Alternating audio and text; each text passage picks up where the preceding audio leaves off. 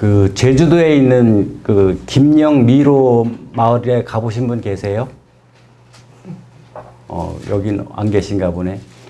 김영 미로 마을에 그 관목으로 만든 그 미로 공원인데 한 2m 정도 이렇게 2-3m 정도 된다고 합니다. 근데 이제 거기 한번 들어가면은 웬만해서 그 본인 스스로 나오기가 쉽지가 않다고 합니다. 되게 미로라는 게 이 길이 그 길 같고 이렇게 많이 헷갈릴 수밖에 없어요. 근데 그 미로에 그 나오는 방법이 그 관망대가 있습니다. 이렇게 그 사진을 보면은 이제 그 미로의 그 나무 높이보다 그 위에 이렇게 사다리식으로 해서 높이에 올라가서 볼 수 있는, 그러니까 본인이 미로를 헤매다가 찾을 수가 없으면은 관망대에 올라가서 이렇게 어떻게 가면은 되는지 이렇게 확인할 수가 있겠죠.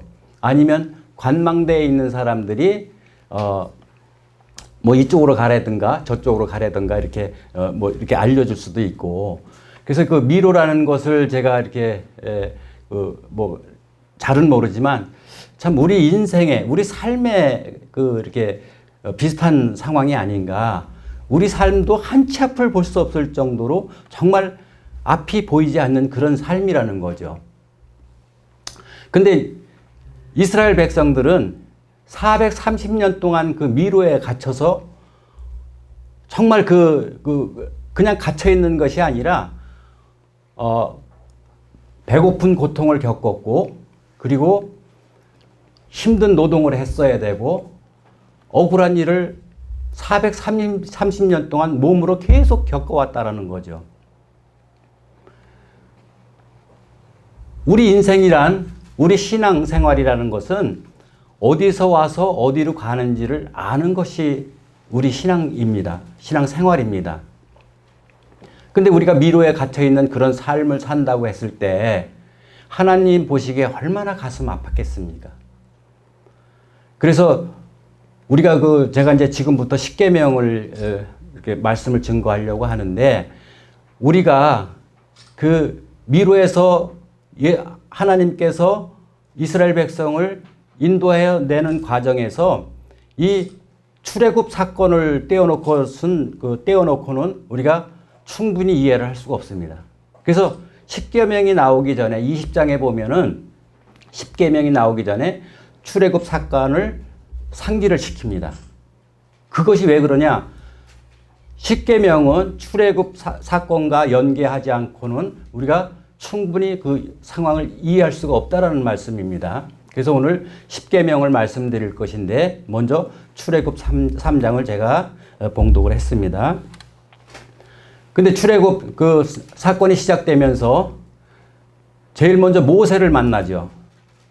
모세하고 하나님하고 만난 곳이 어디냐? 호렙산 떨기나무 앞이에요.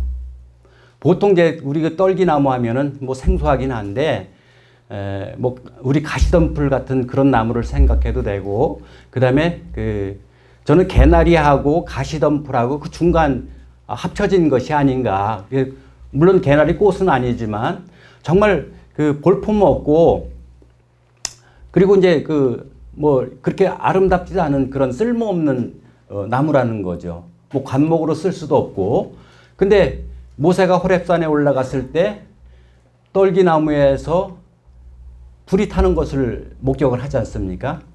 근데 보통 떨기나무에 불이 붙으면은 그냥 후루룩 타서 시커먼 재가 남아야 돼요. 호주 같은데 그 산불이 나는 것을 이렇게 그 방송을 통해서 들어보면은 그 산불이 그냥 나는 게 아니라 마른 벼락을 쳐도 그 벼락을 맞아서 그 불이 나는 그런 경우도 있고, 이 호렙산에는 이 광야기 때문에 굉장히 메마르고, 그래서 나무끼리 이렇게 마찰에 의해서 불이 나는 경우도 간혹 있다고 합니다. 근데 모세가 호렙산에 갔는데 떨기나무에 불이 꺼지질 않는 거예요. 그냥 우리 보통 일반적으로 그러면 관심을 갖게 되겠죠. 그래서 모세가 호기심을 가지고 그 떨기나무 앞으로 가려고 하고 있는데, 하나님께서는 모세 보고 신발을 먼저 벗으라고 하죠. 이곳은 거룩한 곳이니 신발을 벗어라. 그 신발을 벗으라고 하는 그 뜻은 그 신발은 우리의 그 삶의 발자취라고 이해하시면 됩니다. 우리가 신발을 신고 어디든지 이렇게 뭐 가야 되고, 그리고 그 신발 이자가 그 이력서의 이자라고 합니다. 우리가 이제 직장 다닐 때 이제 이력서를 쓰는 경우가 있는데, 뭐 언제 학교를 졸업하고 또 어느 회사에서 몇 년을 근무하고 뭐 스펙을 그 기록을 다 하지 않습니까? 그걸 다 벗어버리라는 거예요. 그러니까 하나님을 만나는 그 떨기나무 앞에서 우리가 먼저 해야 될 게 뭐냐? 나의 오름, 내 교만, 내 고집, 고정관념 다 버리고 벌거숭이가 되어서 만나는 얘기예요. 그게 신발을 벗으라고 하는 그 뜻하고 일치한다고 이해하시면 됩니다. 그래서 우리가 그 호렙산은 정말 그 삭막한 곳 아닙니까? 우리가 하나님을 만나는데 거기는 사람들도 살지 않고 도시도 아니고 아마 산 중턱을 넘어서 이렇게 그 떨기나무에 하나님이 임재하셨는데 그곳에 정말 그 뭐 동물들 소리만 나고 아주 그냥 보잘것없는 그 자체라는 거죠. 근데 그곳에 하나님이 현존하고 계시면서 모세를 만나 주시는 거예요. 그 모세를 만나는 이유는 잘 아시겠죠. 그래서 모세한테 이곳은 거룩한 곳이니 신발을 벗어라 라고 하나님께서 말씀을 하십니다. 그리고 그렇게 황량한 곳이지만 하나님이 현존하고 계시는 곳은 거룩한 곳이다. 저는 이제 이 말씀을 이렇게 상고하면서 우리도 이제 교회에 나오시면은 신발을 먼저 저기서 벗고 들어오시죠. 예. 그럴 때 우리가 그 모세가 호렙산에서 하나님을 만났을 때 그런 마음으로 우리의 어떤 그 욕심이나 아니면 또 우리의 생각, 고정관념 같은 것을 이렇게 내려놓고 정말 겸손한 마음으로 우리가 예배당에 들어와서 예배를 드려야 되겠다. 또 그것을 하나님께서 원하는 것이 아닌가 저는 그런 생각을 해봤습니다. 그래서 떨기나무에서 불이 꺼지지 않으니까 한편으로는 모세가 호기심 때문에 가까이 가는 거고 하나는 두려워하잖아요. 6절에 보면 두렵다고 얘기하셨잖아요. 그것이 우리 삶이 그런 것 같아요. 우리 삶이 항상 호기심과 두려움의 이 두 가지를 다 가지고 있지 않나. 그래서 그 꺼지지 않는 그 불꽃에 매료되어서 정말 이끌려 가듯이 우리 삶은 그렇다라는 거죠.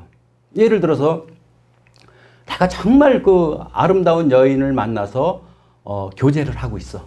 그러니까 너무 이쁘니까 우리가 끌리잖아요. 아름다움에. 근데 한편으로는 두렵다라는 거죠.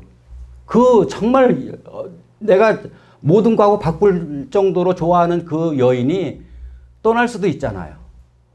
그래서 항상 매혹과 두려움은 공존한다라는 걸 꼭 기억하시기 바랍니다. 그래서 하나님께서 그 상징적으로 정말 그 초라한 곳에 아무 쓸모없고 허벌판에서 우리를 만나 주신다는 것. 화려한 곳에서 만나 주는 것이 아니라는 거죠. 그래서 이 떨기나무를 히브리어로 세네라고 한다고 합니다. 세네. 그 뜻이 뭐냐? 하찮은 것, 보잘것없는 것. 그러면 이제 이것이 어디하고 연결되냐면요. 출애굽 사건하고 연결이 됩니다. 출애굽 사건은 제가 피라미드를 연상하라고 항상 말씀을 드렸어요. 그 상위 계층은 뭐 왕이나 뭐 귀족들이고, 그 다음에 맨 밑에 층은 이스라엘 백성 종이라는 거죠. 그래서 지금 이 상황이 어떤 상황하고 연결되냐면은 하찮은 산에 그 하찮은 떨기나무 앞에서 하나님이 현존하셨듯이 정말 그 있으나마나 한 사람, 아무 힘도 없고 정말 고통당하는 그 종의 그 고통당하는 모습에 하나님께서 직접 개입하시는 모습이라는 거죠. 그래서 하나님은 뭐 훌륭하고 잘나고 똑똑한 사람한테 개입하는 것이 아니라 정말 힘들고 비참하고 고통받는 그 백성들한테 하나님이 직접 개입한다는 그런 뜻이 여기에 내포되어 있다. 이렇게 이해하시면 됩니다. 그래서 하나님이 그 하찮은 떨기나무에 현존하실 때 그 떨기나무 하나님이 계신 곳은 거룩한 곳이다라고 얘기한다라는 거죠. 그래서 하나님께서 거룩한 곳이니 신발을 벗어라라고 모세한테 주문을 하는 겁니다. 그러면 지금 우리 이 삶에서 어디가 거룩한 곳이겠어요? 하나님이 하나님이 지금 내 앞에 있다. 이걸 인식하는 그 자체가 거룩한 곳이라는 거죠. 아무리 교회가 화려하고 아무리 뭐 교인이 많아도요. 하나님이 거기에 현존하지 않는다라고 하면은요. 그건 거룩한 곳이 될 수가 없어요. 작은 교회고 정말 내가 볼품없는 사람이라고 해도 하나님께서 내 앞에 있다라고 우리가 느낄 때 그 자체가 하나님의 현존하시는 것을 하나님이 함께하는 거룩한 곳이다라는 것을 꼭 기억하시기 바랍니다. 그래서 하나님께서 모세한테 당신의 계획을 얘기를 합니다. 가라. 이스라엘 백성을 구해라. 이 말씀이 굉장히 저는 감동이 되는데, 보통 이제 우리나라도 지금 중국 분들이 와서 시민권이라고 그러나요? 그러니까 시민권을 얻기 위해서 시험을 봐야 되는데 굉장히 그게 통과하기 어렵다고 합니다. 그래서 한글 공부도 해야 되고 뭐 여러 가지 과정들이 저는 뭐 구체적으로는 모르지만 녹록하지는 않대요. 근데 그런 분들은 한국에 뭐 외국 지금 베트남 국민들도 많이 와 있고, 그분들은 우리나라 시민권을 갖는 것이 어떻게 보면 꿈일 수도 있어요. 옛날에 우리가 미국의 시민권을 갖기 위해서 정말 노력했던 분들도 많이 있습니다. 그 시민권 얻기가 그렇게 녹록하지 않다고 합니다. 근데 이제 문제는 뭐냐면, 하나님이 우리가 대한민국에 사는 그 시민권을 우리가 가지고 있는데, 우린 정작 좋은지를 몰라요. 당연하다라고 받아들인다라는 거죠. 새롭게 받아들이지 않는다는 얘기예요. 그래서 우리가 하나님의 백성으로서 천국 시민권을 얻은 우리 믿는 사람들이잖아요. 근데 그게 엄청난 축복이에요. 우리 한국에 살고 있는 그 자체가 축복이듯이, 북한에 만약에 내가 태어나서 살았다고 해보세요. 많은 억압과 고통 속에 살 수 있는 환경인데, 지금 그래도 대한민국은 굉장히 자유롭고 또 경제적으로도 많이 여유가 있고 정말 살만하잖아요. 어쨌든 북한에 비해서. 근데 하나님께서 모세한테 천국 시민권을 줬음에도 불구하고 하나님 일에 동참하라고 얘기한다라는 거죠. 그래서 우리가 예수님 믿어서 하나님 백성, 하나님 자녀 된 것도 엄청난 축복임에도 그것을 뛰어넘는 축복은 하나님 일에 동참하는 거라는 걸 꼭 기억하시기 바랍니다. 저는 이제 가끔씩 TV를 보면은 아픈 아이들이 이렇게 방송에 나와요. 근데 뭐 딱히 현대의학으로 치료할 수도 없고, 그렇다고 뭐 병명도 모르는 그런 상황에서 참 그 부모들의 자녀 사랑을 이렇게 볼 때, 어떨 때는 제가 치료할 수 있을 것 같은 그런 마음이 들어요. 또 저는 이제 의학의 영역이 아닌 부분을 조금 알기 때문에, 근데 무슨 마음이 드냐? 정말 가서 도와드리고 싶어요. 근데 뭐 내가 그분들 어디 사는지도 모르고, 또 그리고 설사 제가 도와줄 수 있다라고 해도 그 상대방이 저한테 필요성을 느껴야 이게 성립이 되는 거지. 제가 한 번은 서봉산 운동하러 갔다 오다가 저는 이렇게 장애인들을 보면 대충 알아요. 그래서 어떤 엄마가 장애인 아이들을 데리고 운동하고 있더라고요. 그래서 제가 말을 걸었어요. 너무 좀 도와드리고 싶어서.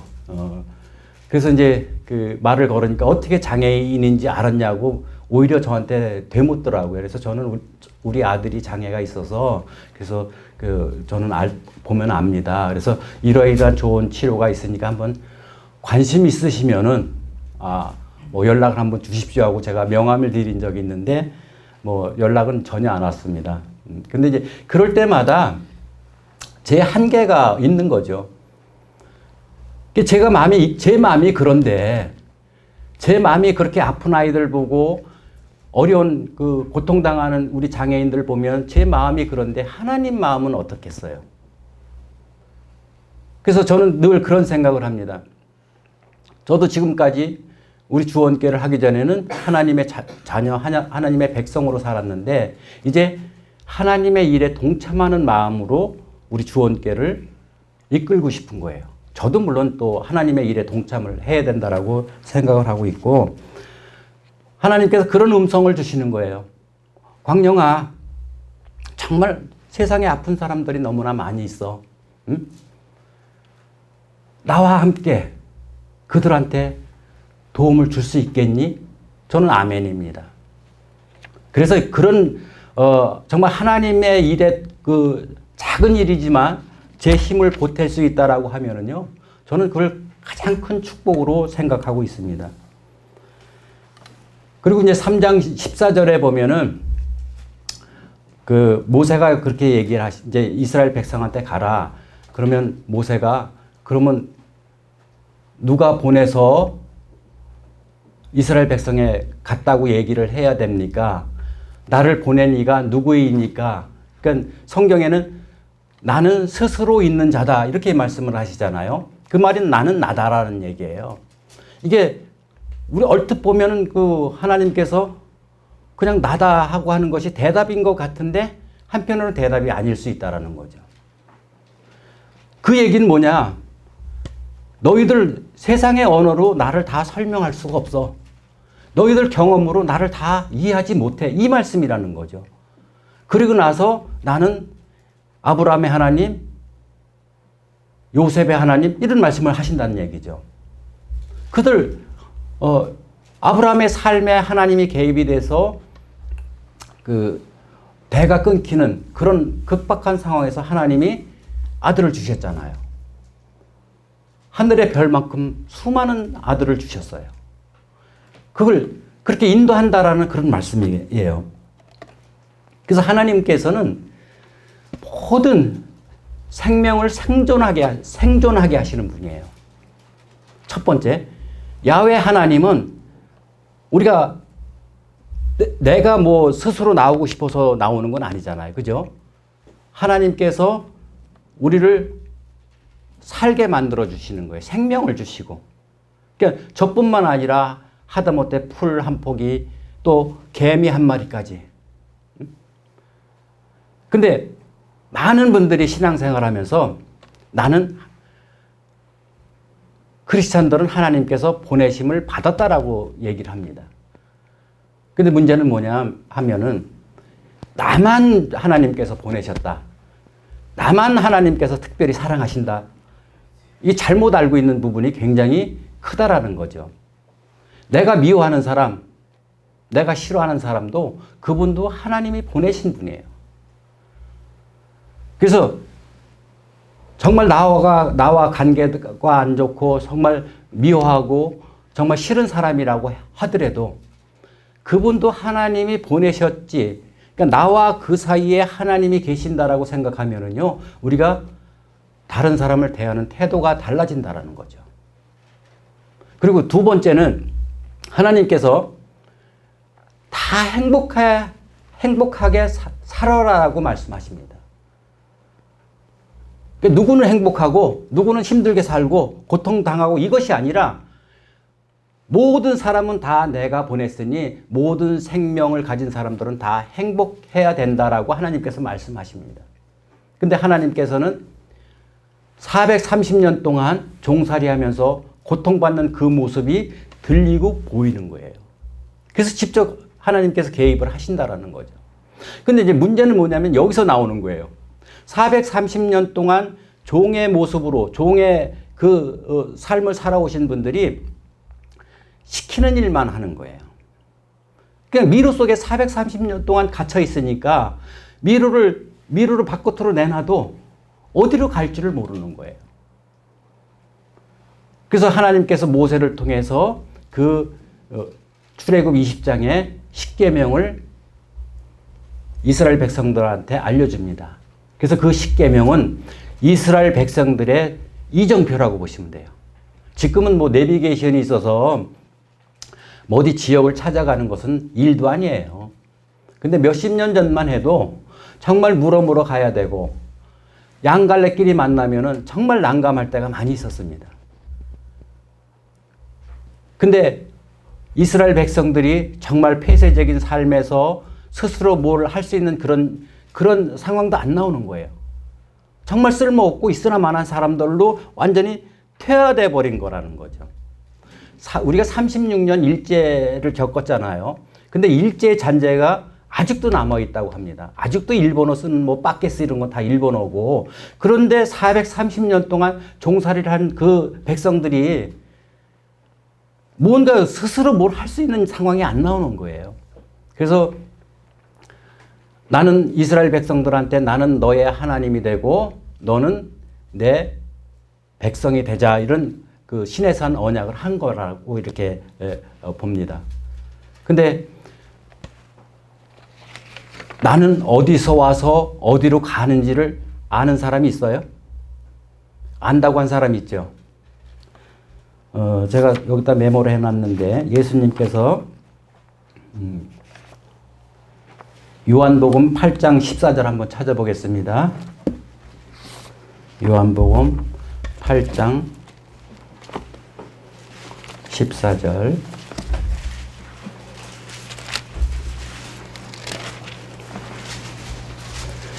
신약 158페이지입니다. 14절. 함께 교독하겠습니다. 예수께서 대답하여 이르시되 내가 나를 위하여 증언하여도 내 증언이 참되니 나는 내가 어디서 오며 어디로 가는 것을 알거니와 너희는 내가 어디서 오며 어디로 가는 것을 알지 못하느니라. 아멘.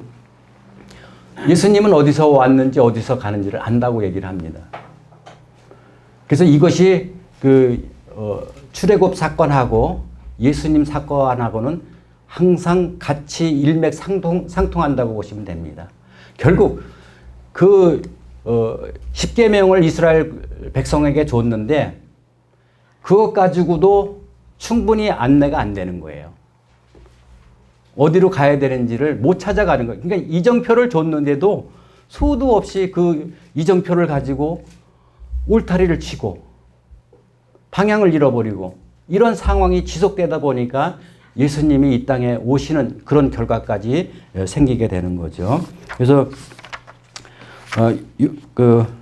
요한복음 8장 14절, 예수님께서는 어디서 왔는지 어디로 가는 길을 다 아신다. 그러면 우리는 예수님의 제자고 예수님을 따라야 되는 것이 우리가 신앙의 근본이라고 보시면 됩니다.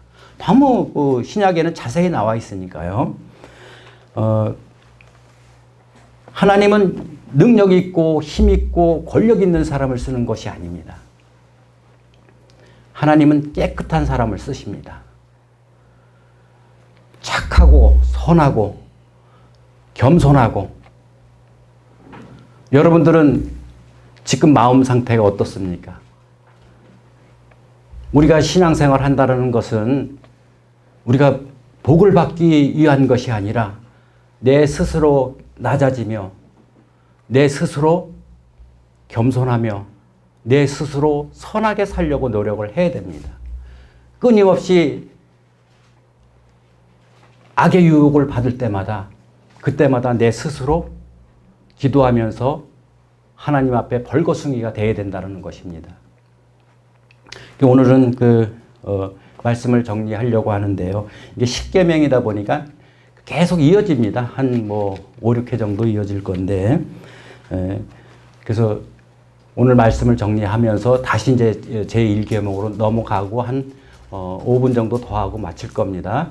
이걸 오늘 이 말씀을 통해서 출애굽 3장 1절에서 12절 말씀을 통해서 하나님께서 이스라엘 백성들의 고통을 보시고 그들을 출애굽하기 위해서 직접 개입하시고 또 정말 모세를 통해서 그 일을 감당해 내십니다. 모세가 한 것이 아니에요. 하나님이 하신 일이라는 걸 꼭 기억하셔야 됩니다. 그러면 우리도 이 말씀을 통해서 그냥 흘려보내는 것이 아니라 저의 여러분은 보혈의 피로 일단 깨끗해져야 된다는 거죠. 하나님이 그냥 쓰시는 게 아니에요. 내가 회개하고 정말 십자가 붙들고 착하게 살고 아픈 사람들 보면 도와주고 어려운 사람들 있으면 손 내밀어서 그분들의 위로자가 되는 것이 이것이 하나님 일에 동참하는 겁니다. 그래서 저와 여러분은 하나님께 인정받고 쓰임받는 우리 성도님이 다 되기를 주님의 이름으로 축원합니다. 그래서 이제 오늘 이제 말씀을 한 번 더 정리하고 이제 정리를 끝낼 텐데 저는 이 말씀을 생각하면서 만약에 그 윤석열 대통령 잘 아시죠? 모르시는 분 없을 거예요. 저한테 이광영 씨 나랑 한번 일 좀 해보실래요? 그러면 어떨 것 같아요? 가문의 영광이죠. 정말 가문의 영광이에요. 근데 정말 하나님께서 내 일에 동참해 줄래? 저는 그것이 더 큰 축복이라고 믿습니다. 여러분들도 하나님께서 함께 하나님 일에 동참하는 저와 여러분이 되시기를 바랍니다. 기도하겠습니다.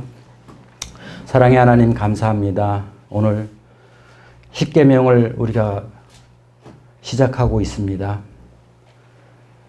십계명을 들어가기 전에 출애굽 사건을 먼저 상기시키고 출애굽을 이해하기 전에는 우리가 십계명을 충분히 알기 어렵습니다.